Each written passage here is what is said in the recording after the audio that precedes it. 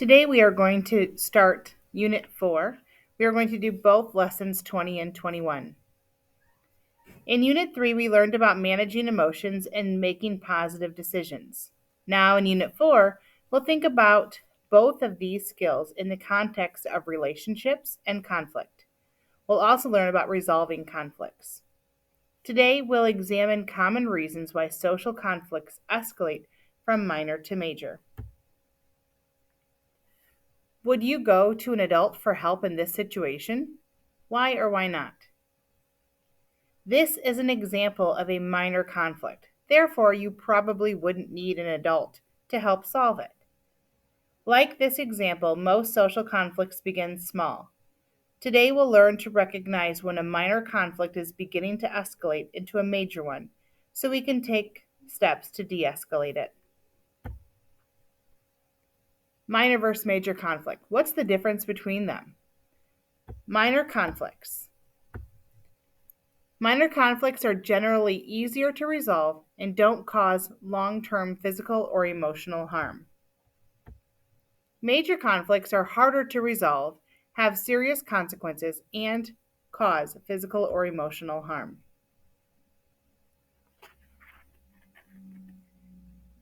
There are several reasons conflicts can escalate from minor to major. Let's look at these images to see if we can determine 4 common reasons.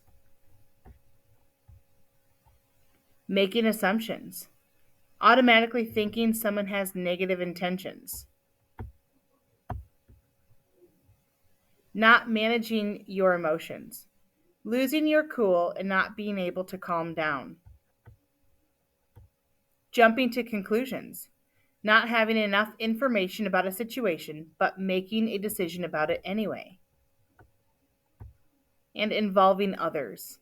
When you involve other people, they can sometimes say or do things that make the conflict worse.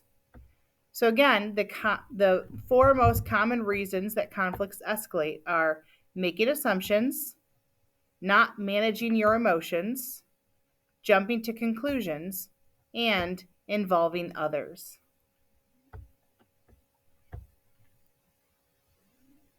We're going to look at a scenario about Troy and Jenny that are going to be experiencing an escalating conflict. We don't have a handout. We're going to do this virtually. So we're going to look at 4 different scenes today. Scene 1. Troy and Jenny decide to work together on a science project. They agree on the tasks they each do over the weekend, but on Monday, Troy says he wasn't able to do his task. Jenny is really upset. I bet you just went out and had fun while I stayed in and worked, she says. Troy gets really angry. She didn't even ask why I couldn't do it, he says to himself. So, in this scene 1 scenario, check the reasons for escalation. You can check all that apply.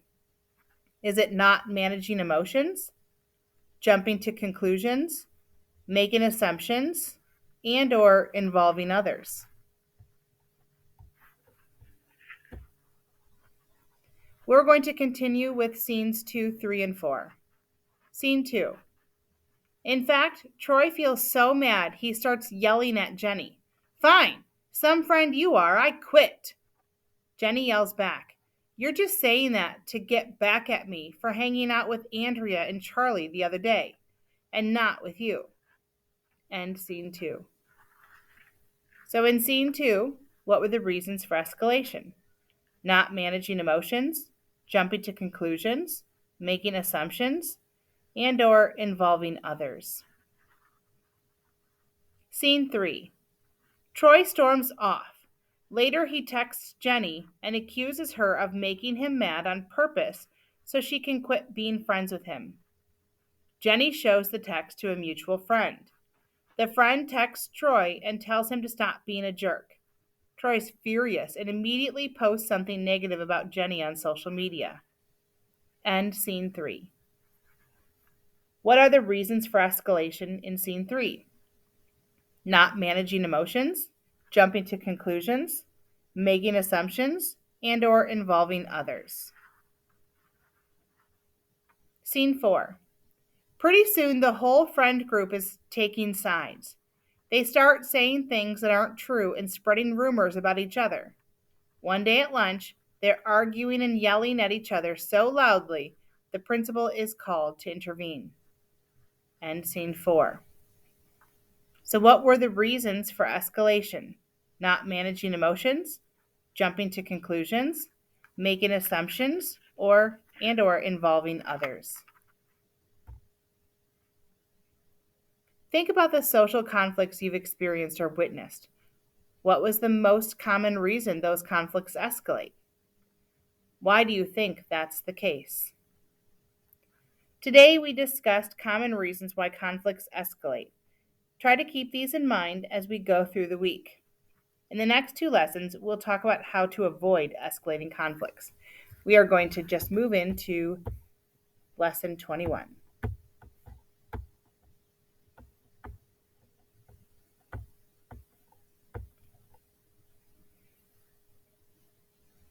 Today we'll explore using emotion management strategies that can prevent a conflict from escalating. Think about a time when you weren't able to control your emotions in a conflict. What were you feeling? What did you do or say, and what happened as a result?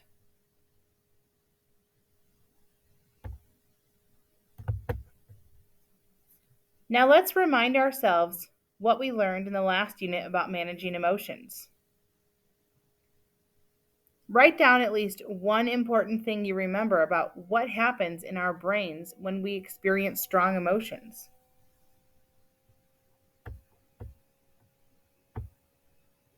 The cortex, the thinking part of our brains, the cortex, works more slowly. The amygdala, a strong emotion automatically sets off our feelings alarm, the amygdala.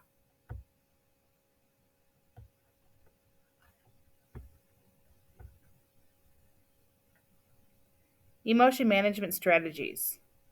So we are not going to do this with a partner, but write down as many second step emotion management strategies as you can remember.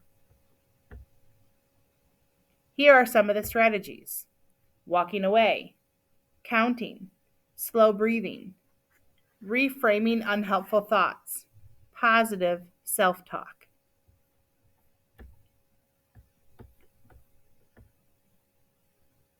So, again, we're doing the Troy and Jenny. You remember what happened earlier in this video.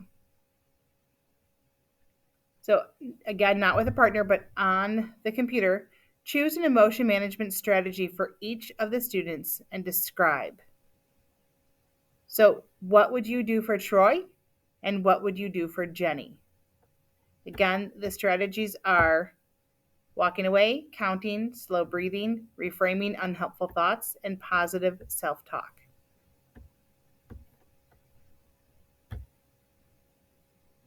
Let's look at Jessie and Zara. Jessie posted an unflattering photo of Zara on social media without her permission.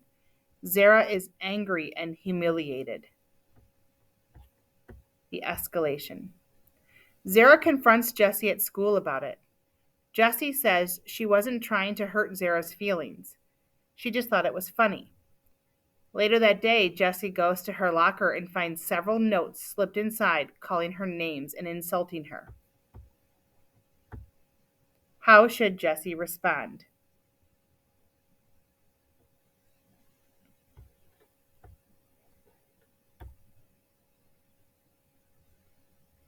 Think back to the conflict you described in the warm-up.